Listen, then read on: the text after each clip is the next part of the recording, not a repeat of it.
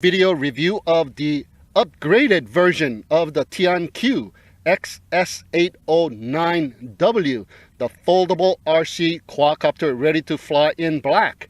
This one has the Wi-Fi FPV, but instead of the 0.3 megapixel camera, it has the 2 megapixel 120 degree field of view camera, and it has the usual one key return, headless mode, and it also does the flips, and it has 3 speeds. And yes, this one has altitude hold as well.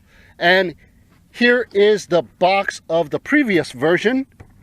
This is the Tianqiu XS809W without the altitude hold, and it has the 0.3 megapixel camera. So we're going to do a little comparison as well. So let's go ahead and open up this box and check this baby out.